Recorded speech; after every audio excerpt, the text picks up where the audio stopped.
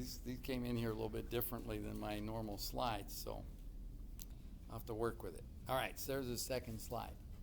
Aldehydes and ketones. We've already talked about it. This carbon-oxygen double bond is also called a carbonyl.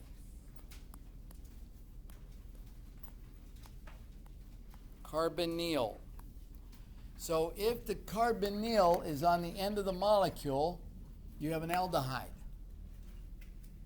And if the carbonyl, the carbon-oxygen double bond, is in the middle somewhere, it doesn't have to be smack dab in the middle, but not on the end. Let's just say it's not on the end.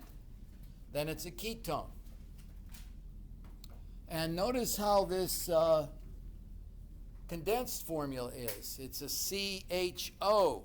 A CHO is an aldehyde because a COH is an alcohol. When you have an OH, so this is how we would designate a carbonyl. It would be a CHO. Here we got an RCOR. If you're looking at that's going to be this carbon-oxygen double bond. You won't get into that a whole lot on condensed formulas, but just so you see it. All right, here's kind of what it looks like. Here's a 3-carbon one, 1, 2, 3 carbons long, prop. Instead of propane, we take the E off of there and we add Al for aldehyde. We'll get into that more as we talk more about naming. But this is how you're going to know you're talking about an aldehyde, propanal. And here's a ketone. We're taking the O-N-E off of the end of the word ketone. And propanone is the ketone. So 3-carbon long aldehyde, a 3-carbon long ketone. Structure and physical properties. They're not as polar as alcohols. They're not as polar. You don't have a hydrogen on this oxygen. You have a carbon-oxygen double bond, and the oxygen tends to draw the electrons towards it a little bit more than the carbon. But this isn't as distinct a separation of charge as a oxygen-hydrogen bond. That's more polar. But you can, if you had a water molecule, the hydrogen, the positive hydrogen, will be attracted to the oxygen, and another water molecule here, the oxygen, will be partially attracted to that carbon. But if we look at some boiling points in a second here, so this would be in a,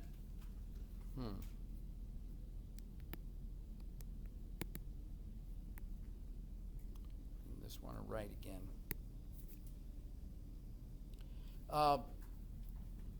Here is a ketone lining up with some attraction, the oxygen to the carbon to the oxygen. This is just in a bottle of pure ketone, like acetone. Now, if you take that acetone and put a little bit of water in there, you can see that the water, the oxygen's attracted to the carbon, the hydrogen's attracted to the thing.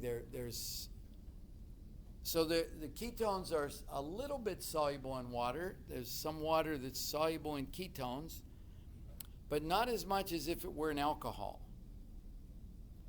And this is where we're trying to get at that. Remember, boiling points give us, as the boiling point goes up, it's telling us there's a stronger attraction. So here is an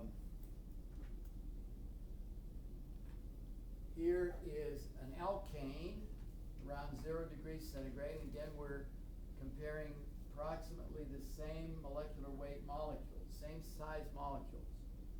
Alkane about 0. This is an ether, goes up about 7 degrees. Here's an alcohol, goes up almost 100 degrees. That alcohol, we've got an oxygen-hydrogen bond here. But notice the aldehyde, and it'd be kind of nice to have this one in here. You can see that the aldehyde is between the alkane and the alcohol in terms of boiling point. The alkane around 0. The alkane's around 0. The aldehyde around 50. The alcohol around 100. You see that? So there is some polarity and some attraction between these molecules, but it isn't as strong as what you would get between two alcohol molecules. That's what that slide's trying to communicate. They are polar, but not as polar as alcohols. And the ketone is over there. You can see they're similar, around 50 degrees. So you go alkane, non-polar. Aldehydes and ketones, somewhat polar. Alcohols, more polar. Okay? That's the continuum we're on. That's the spectrum we're on. So that talks a little bit about properties. So if they're somewhat polar, they will have some solubility in water. Acetone, or propanone, this is the common name of this molecule. This is the IUPAC name. Acetone is one of the most common solvents in a chemical laboratory. You got water, you got acetone. You have squirt bottles of both of those. Acetone is used, sometimes you rinse out your glassware, you clean it all off with water, and then you can rinse it with acetone. It will dissolve the water, and it will evaporate and leave your glassware nice and dry. You can't squirt it off with an alkane, because the alkane won't mix with the water. But acetone will. Acetone will mix with the water, and it'll rinse the water off the glassware. So it's a very common solvent in the laboratory. All right, I won't dwell on this graph. Just there it is. It's just showing you there's alkanes. As molecular weight increases, boiling point increases. That's alkanes. Here's aldehydes and ketones. Aldehydes and ketones. As molecular weight increases, boiling point increases. But comparable molecular weights, the aldehyde and ketone has a higher boiling point. This top line are alcohols. You increase the molecular weight, boiling point increases. But the comparable molecular weight alcohol has the higher boiling point than the aldehydes and ketones, which are higher than the alkanes. So that just has a lot of molecules on it. You got 1, 2, 3, 4, 5, 6, 7. 7 molecules on there, and 7 there, and 7 there. You got about over 20 different compounds, boiling points, and you can see a really nice relationship. This is why when you compare boiling points, you have to compare them at the same molecular weight. You don't have to do it at this one. You could do it at this one, even at the higher molecular weight. Same trend. Alkane, aldehydes and ketones, alcohols. Okay, naming these. We already mentioned it. I can write again. All right, a 1-carbon aldehyde. If this were not an aldehyde, if it had two more hydrogens on it, that would be methane. We're going to drop the E off of the name of the alkane and add Al. So that's methanal.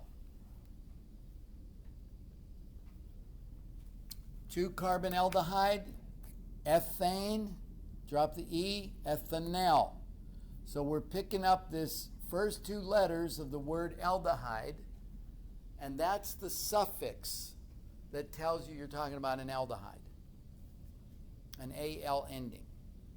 All right, so when you give me answers, you have to write your O's and your A's very carefully. Make sure I know whether you mean an O or an A. And don't kind of fudge it and say, well, maybe he'll think it's an A or he'll think it's an O.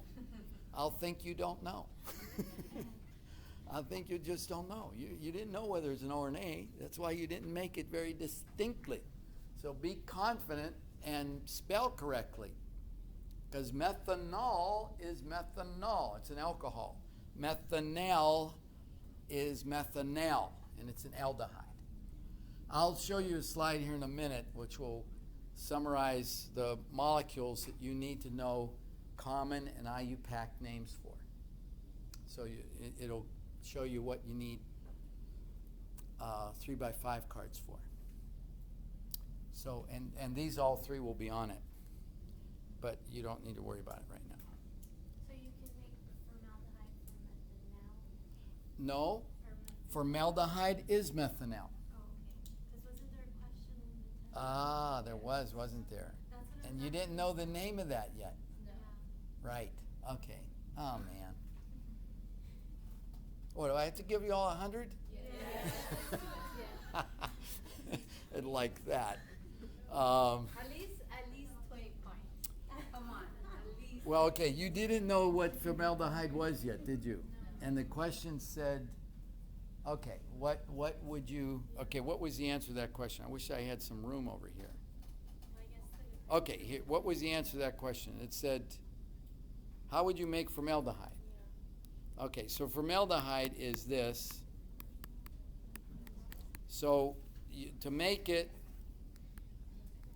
the answer to that question was, you can, how do you make an aldehyde? You oxidize what? An alcohol. What kind of alcohol? A primary alcohol. Well, methanol is that. So that's how you make formaldehyde. You oxidize methanol. Oxidizing methanol will make methanal, and methanal is formaldehyde.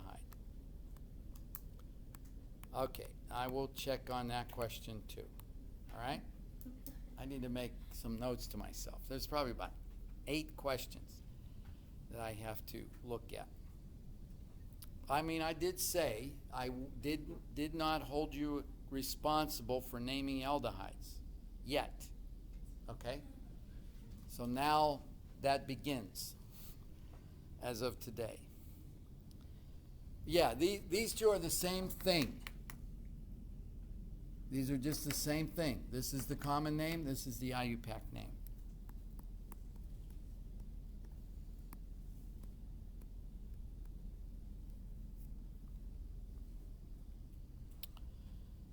Ketones, we're rushing through this pretty quickly here. Ketones, propanone, there is no other place where that carbon-oxygen double bond can go, and it'd be a ketone. When I put O-N-E on the end, I'm talking about a ketone. So propanone has to be that. Butanone has to be that. I mean, it could be here, but this, whether it's here or here, that's the same molecule. But octanone, it's going to be 8 carbons long. 1, 2, 3, 4, 5, 6, 7, 8. Okay, 1, 2, 3, 4, 5, 6, 7, 8. But it could be there. That would be 2 octanone, 3 octanone, 4 octanone. This molecule happens to be 4 octanone. on that first one, why is there no number necessary? Because couldn't it be on the first one? If it was on the first one, it wouldn't be a ketone. Oh, okay. It would be propanal. Okay? It wouldn't be a ketone anymore. It'd be an aldehyde. So there's only one propanone. So yeah, it says no number is necessary. All right, so on ketones, we're 3 carbons, propane, we're dropping the E, and we're adding the O-N-E of own from ketone. Also, pay attention. Ketone is ketone. I get this spelling so much. Okay, I get that a lot. I usually don't count off for that, but because I kind of know what you mean. But I wouldn't. I would count off if I didn't see that was an A for methanol. All right, so that's how you name ketones. For butanol, why don't you need a number? Okay, let's look down here. If I had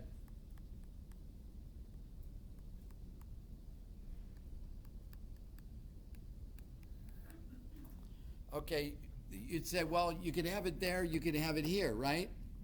But think of that now. I can take that and drop it right. Those two are superimposable upon one another. They're not different.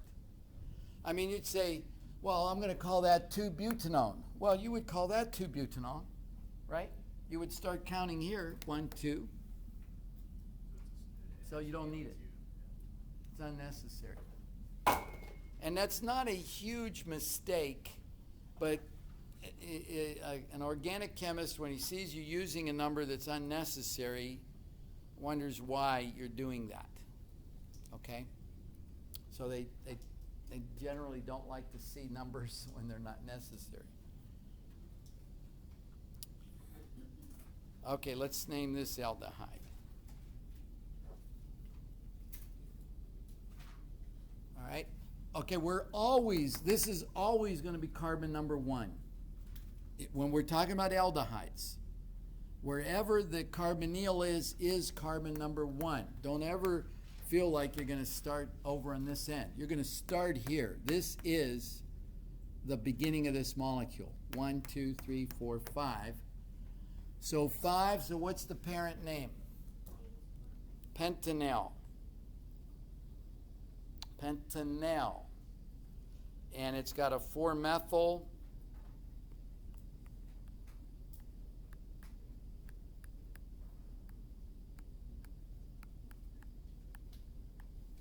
All right, so there's its name. That's its IUPAC name.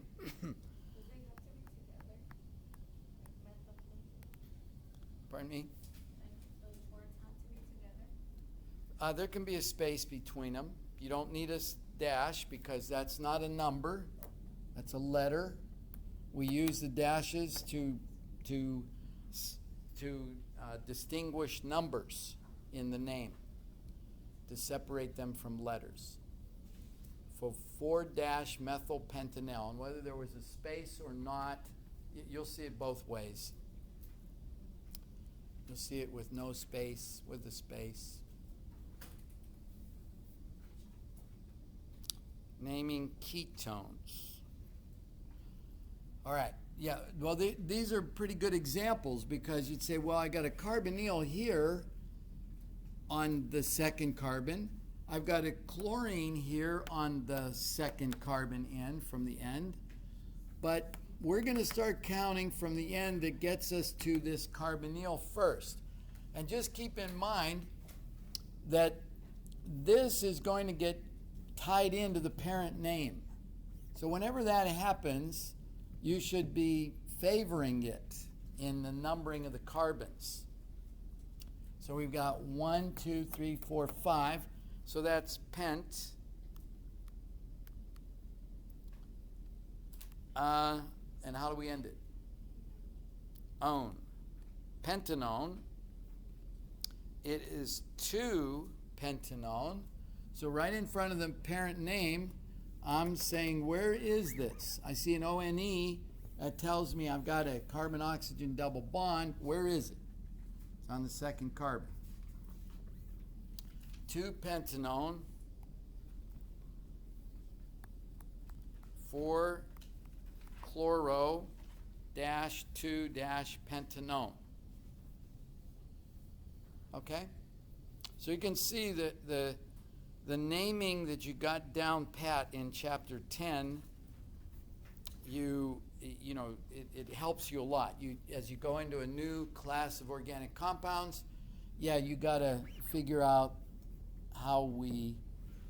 what suffix goes along with it, but the IUPAC naming stays the same. You're always looking for the longest chain. Now you're looking for the longest chain that includes that carbonyl.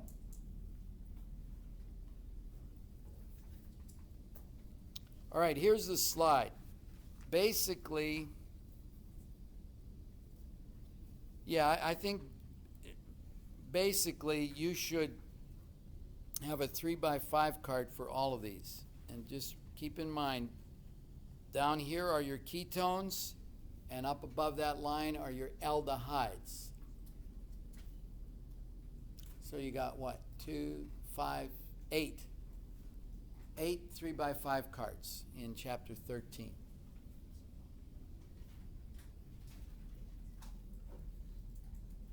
Here are the IUPAC names. Formaldehyde, you've heard of that, right? You've heard of formaldehyde? For the fetal pigs and other animals that are preserved in formaldehyde or formalin. That's formaldehyde. Acid aldehyde, this is a important aldehyde. Alcoholic beverages, you drink an alcoholic beverage, it is metabolized, the ethanol is oxidized by the body to ethanal.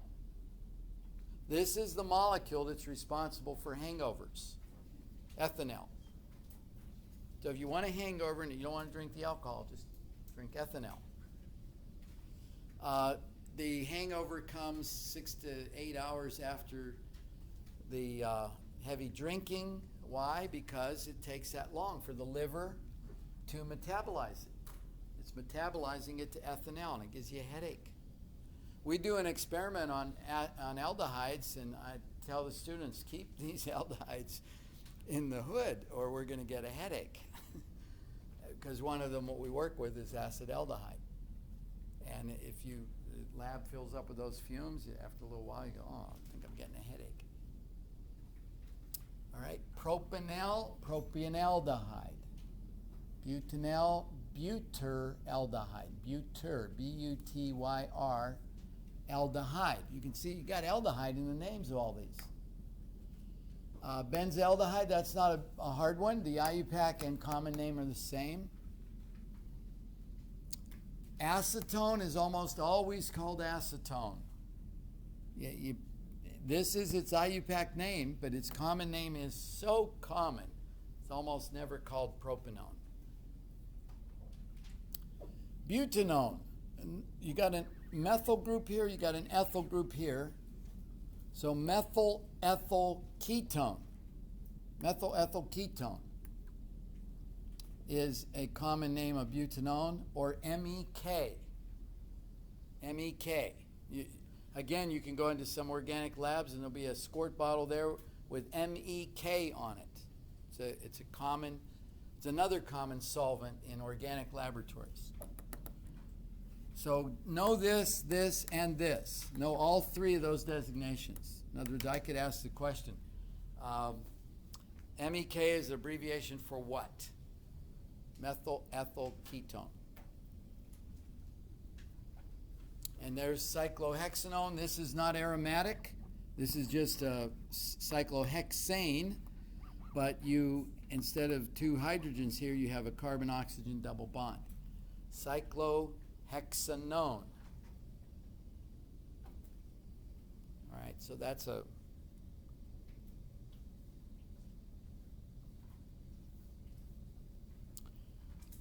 Okay, here's I only want you to be aware of this.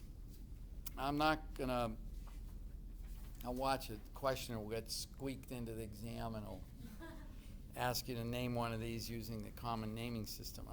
Hopefully it won't happen. But I want you to be aware of it. This is this is your end carbon on an aldehyde. So now you're using the Greek alphabet, alpha, beta, gamma, delta. So this would be gamma. Instead of 1, 2, 3, 4, instead of 4-methyl propanol, that would be the IUPAC name. This is the same molecule that we had earlier. Did I say pentanal or did I say propanol? Pentanal. 4-methylpentanal, it's gamma-methyl velaraldehyde. This is a common name, so don't worry too much about these. But when you hear about omega 3 fatty acids, they're using the Greek letter omega. And you know what they're saying, you got this big long molecule, you got something on this end, this is the alpha end, you've got something on the other end, the omega, where our alphabet goes from A to Z, the Greek alphabet goes from alpha to omega. So when you hear talk of omega-3 fatty acids, it's falling into this kind of category. We got alpha, beta, gamma, delta. Don't ask me to rattle off the entire Greek alphabet, and you finally get to omega. Okay? So omega-3 fatty acids is kind of in that ballpark of that nomenclature. Common names of ketones. Okay, we already talked about this one. Methyl ethyl ketone. And notice we're not doing ethyl methyl the way you would think you should alphabetize. It's just methyl ethyl ketone. This was just the common name for this solvent. Acetone is propanone, dimethyl ketone. Dimethyl ketone. Just be aware of those. You don't need to get into that nomenclature a whole lot. But remember we had dimethyl ether? Dimethyl ether was, we had methyl groups on each side of an oxygen. Now we got dimethyl ketone. There's our carbonyl. We have methyl groups on each side of the carbonyl. We're calling it dimethyl ketone. Okay, let's name these. 5 different people. Someone give me the name of that one.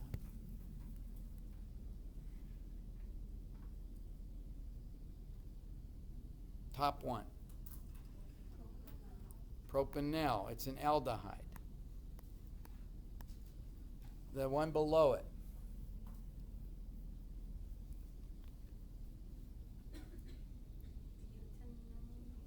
Butanone. And that's one we said a minute ago. We don't really need a number. It looks like it's 2-butanone, but we don't really need the number. The one underneath it.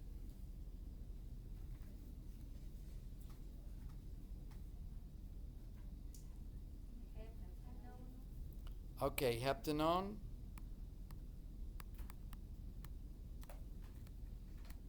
Are we satisfied there? What? 4. Doesn't matter which direction you start counting from. 1, 2, 3, 4, or 1, 2, 3, 4. It is right in the middle. It's right in the middle carbon. There's 3 carbons on either side of that. So 4-heptanone. Okay, let's name that one. Let's come back to this one. This is the hardest one. The top one. Butanol. Butanol. Real important. Okay, now here's a situation where we're going to have to handle that. Here we got 2 functionalities. We don't do this a lot. When we get into biochemistry, you're going to see molecules with 3 and 4 different, 5 different functional groups on them simultaneously. We're trying to take one at a time, but here's one where you got an alcohol functional group and an aldehyde. So how are we going to handle this?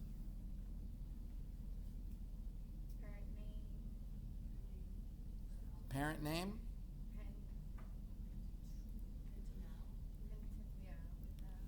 Well, if we lean on this, 1, 2, 3, 4, 5, it's going to be pentanol, but we don't have any way to handle that if we name it that way. Yeah, okay, there we go. We're going to handle it as a substituent. So what's the parent name? So ignore that for right now. What's the parent name here? Pentanal.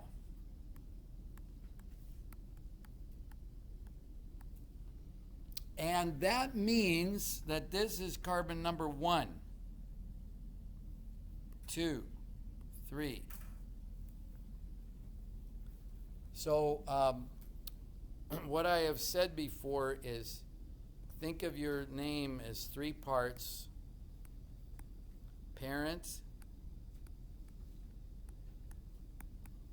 alkyl groups, and other or miscellaneous. The hydroxyl is the other. So the hydroxyl will come first. The methyl will come second. So Aaron, you were saying this will be 3-hydroxyl?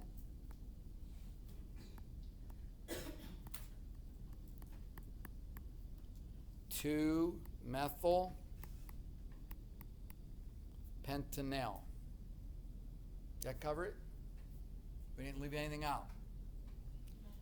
Okay, so when you see a ketone or an aldehyde with an OH on there, drop to the ketone or the aldehyde having the parent name, and then put the hydroxyl group in as a substituent.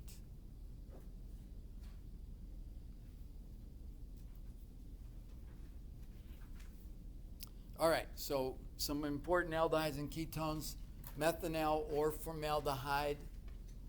It's used to preserve tissue. Formalin, I believe, is a 10% formaldehyde water solution. Formalin. This is carcinogenic, by the way, folks. Formaldehyde is a carcinogen. So you're ever dissecting, you're ever in anatomy and physiology and dissecting things, should be ventilation. You shouldn't be getting it on your hands. You should have rubber gloves. Try not to breathe these fumes. It is a carcinogenic compound. Ethanol is produced from ethanol in the liver, causing hangovers. Propanone or acetone it's very water soluble. It's highly flammable. It's very volatile, but it is a versatile solvent. Acetone and butanone or methylethyl ketone. It says draw them. We'll leave that up to you later. Okay, just some examples. Vanilla. Vanilla is a aldehyde. Here it is. And there's 4 functional groups here. Here's an ether. Here's a phenol, aromatic alcohol. Aromatic group, an aldehyde, that's vanilla. The flavor from mushrooms is a ketone, 2-octanone. So these are naturally occurring molecules. Benzaldehyde is the substance that's in almonds. And almonds are said to be good, healthy for you. Good idea to have a few 7, 8 almonds every day, or some almond butter. There's benzaldehyde in it. There's vanilla again. Cinnamon aldehyde. Cinnamon aldehyde. So there's the aldehyde that's in cinnamon. It's an aldehyde. There's a carbon double bond in there, an aromatic ring. This is in blueberries. There's the mushrooms again. Citronelle or lemongrass. You got some double bonds. Let's see, 1, 2, 3, 4, 5, 6, 7, 8 carbons long. and it's an aldehyde, lemongrass, or citral. You don't have to memorize these molecules. These are here just to show you that aldehydes and ketones are naturally occurring molecules, and they have some beneficial properties. There are many aldehydes and ketones that are synthetic, man-made, that you're not going to find in nature. But here's some examples of ones you will find in nature. Oh, chemical reactions. Let me take a peek at this homework to see.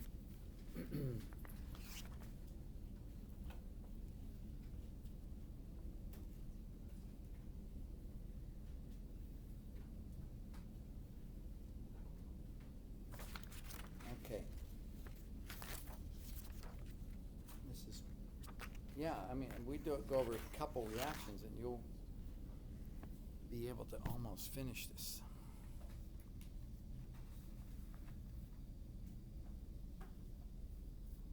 What are we talking about here? Chemical preparation of aldehydes and ketones.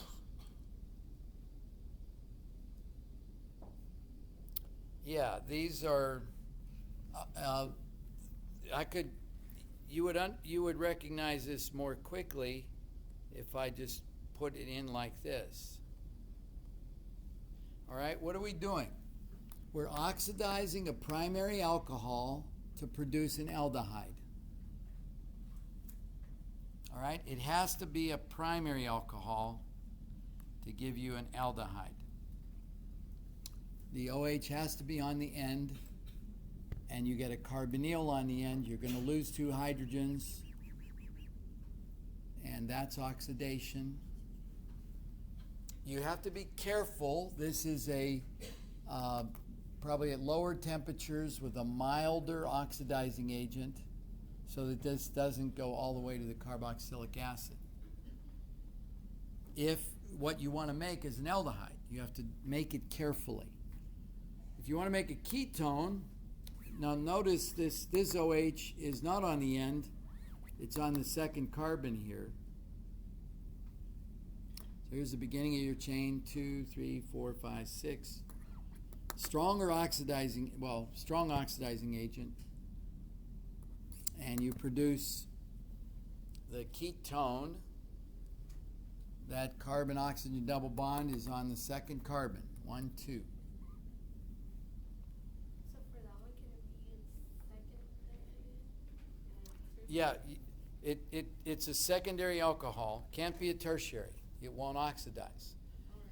But it does not have to be on the second carbon. It just has to be, it could be on the third carbon, the fourth, whatever. It has to be a secondary alcohol. Secondary alcohol produces a ketone. So that's the first category. How do you make an aldehyde or a ketone? That's one way to do it. All right, here's where you're seeing a tertiary alcohol and there's no reaction. So you can't make an aldehyde or a ketone or anything out of a tertiary alcohol.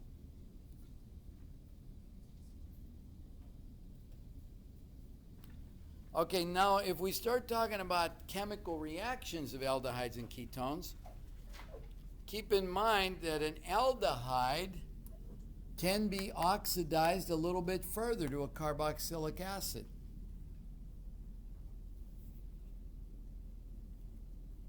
All right, so up here we were trying to make an aldehyde, so we wanted it to stop right there. But it could go on one more step. The aldehyde can go one more step and form a carboxylic acid. We could put a hydrogen right there. You got a carboxylic acid. Ethanol is going to form ethanoic acid or acetic acid.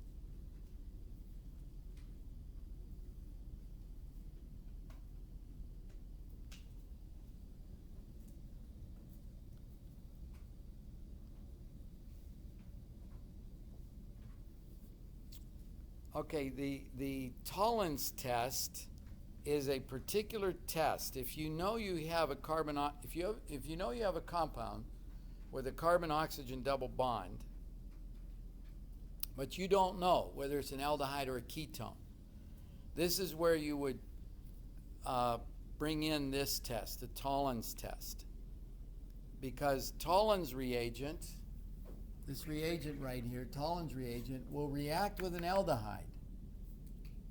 It won't react with a ketone. So you have an unknown here. You don't know whether it's an aldehyde or a ketone. You react it with Tollens reagent and you get silver. This is how you know you got silver. It plates out on the inside of the flask and turns it into a mirror. So it starts out in here. You can't see these labels real well, but it starts out as just a clear, colorless solution. You add the Tollens reagent to it. If it is an aldehyde, it oxidizes to a carboxylate. This aldehyde is a carboxylic acid ion with ammonia on it, ammonium, and you get metallic silver, and it plates out, and that's a positive Tollens test, which would say a aldehyde was present. Okay, the silver mirror is the indication that an aldehyde was present. That's Tollens test.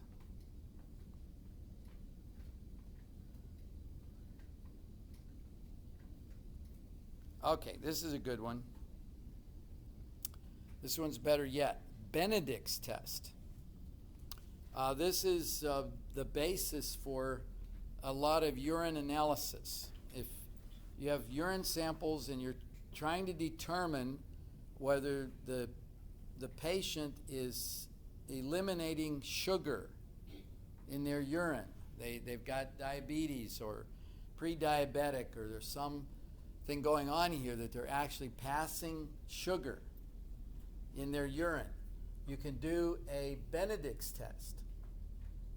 And what the Benedict's reagent is a copper reagent. I'll show you a little bit more clearly here on the next slide. But the Benedict's reagent is a copper 2 complex, which is blue, and it will oxidize the aldehyde to a carboxylic acid. I'm not always showing the hydrogen here.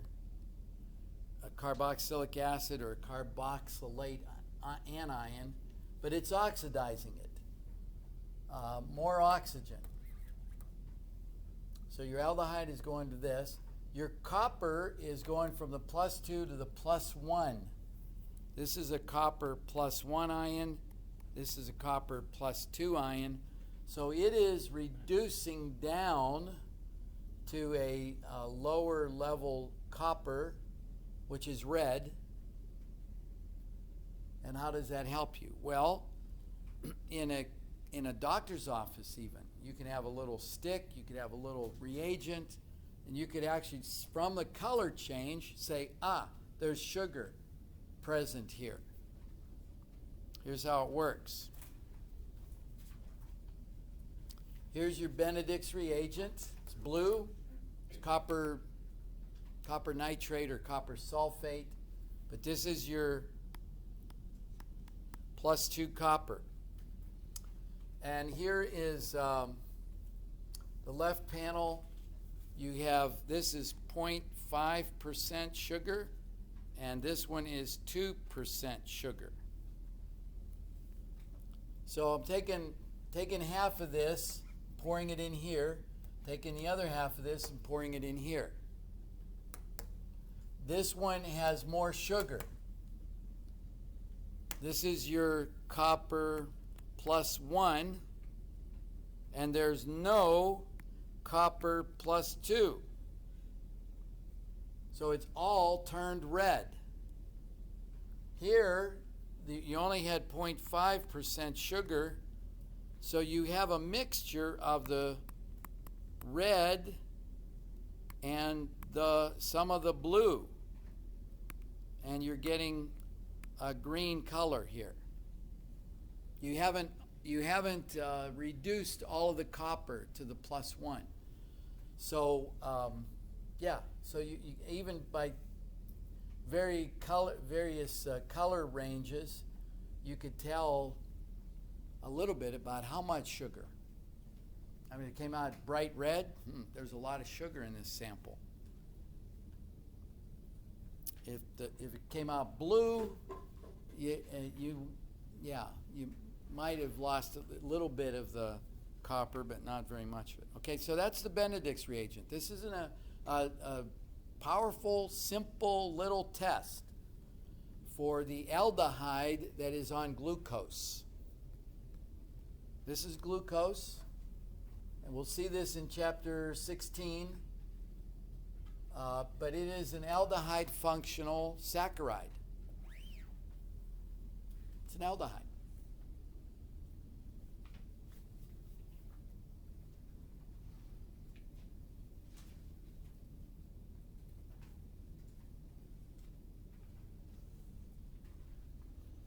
Okay, we're how many more slides are there for chapter 13? Not that many. Where are we?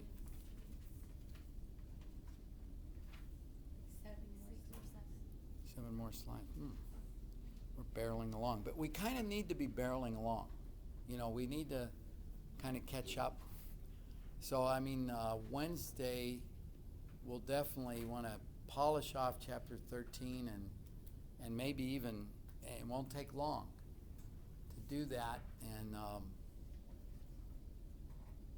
and dive deep into chapter 14. I meant to kind of look at our schedule and get these homeworks out there with dates on them so that we're marching on towards exam 2 in the right order. You've seen this slide before. It's just showing oxidation, alkane, alcohol, aldehyde, carboxylic acid.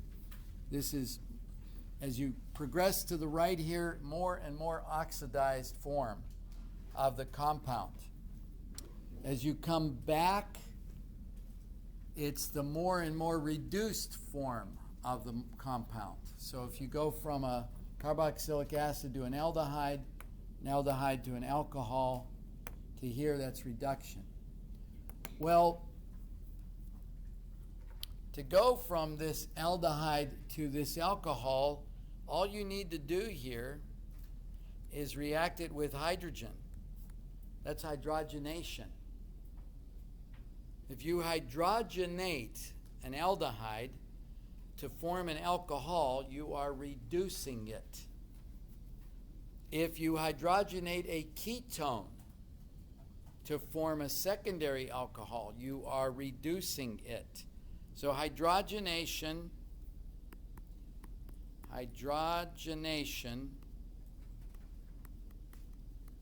is reduction. Remember, reduction is the gaining of hydrogen. That was on the test. Yeah, that was on the test because we did already kind of learn that. One of the ways of making an alcohol is by the hydrogenation of an aldehyde or a ketone. So the reduction of carbonyls is a reaction of aldehydes and ketones. Here's the aldehyde. So there are two reactions here. Here's one of them.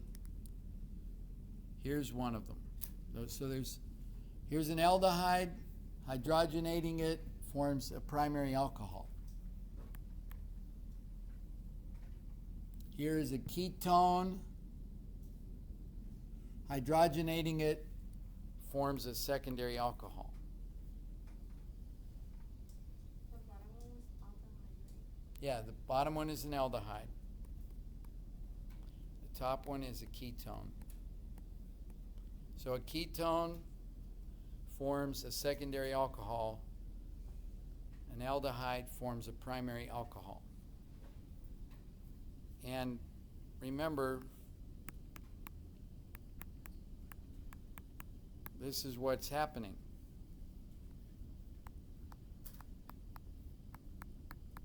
The addition of hydrogen. Hydrogenation, we're adding hydrogen to a double bond, carbon-oxygen double bond.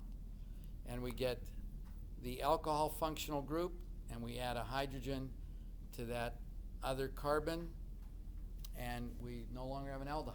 We have a ketone, an alcohol. Okay. Let's take a peek at this. I think we can tolerate getting these back on Monday, but you can do probably 80% of this based on what you've already heard. We'll pick up the last couple slides here, repeat a couple of these, go over a couple of these slides we just looked at. Please be patient as I try to look at your exam and correct it all. If anybody has any questions after they see the adjustments, they're more than welcome to go to my office and look at your exam and see what I corrected or what didn't get corrected. All right, question 1. Give the correct names for these formulas. You can do that. Question 2. Draw the correct formulas for each one of these aldehydes or ketones. You can do that. And there's more on the back page of question number 2. Question 3. 3A, the oxidation of a secondary alcohol. You can do that. 3B, the oxidation of an aldehyde. You can do that. So write out, using structural formulas, that complete reaction. 3C, what is that? Oh, okay. 3C we didn't go over. The formation of a hemiacetal. So if you want to wait on 3C, and if I forget, we should have a slide on it that will remind me, but we'll go over that on Wednesday. Number 4. Yeah, number 4 is the hydrogenation of aldehydes and ketones. You technically could do that, but we'll look at this again on Wednesday. So if you want to stop at 3B and then finish it off after Wednesday, that might be a good idea. No, you're fine. Let me just count. 2, 4, 5, 6. 6 is 12. 16, 17, 18, 19, 20, 21, 22, 23. There's 2 people missing. I know who one of them is. I don't know who the other one is. They have their papers back there. Yeah, they did pick up their. But only one person. Okay. Go ahead. You can go. We didn't sign in, right? Right. Well, you were all here for the exam. Everybody was here for the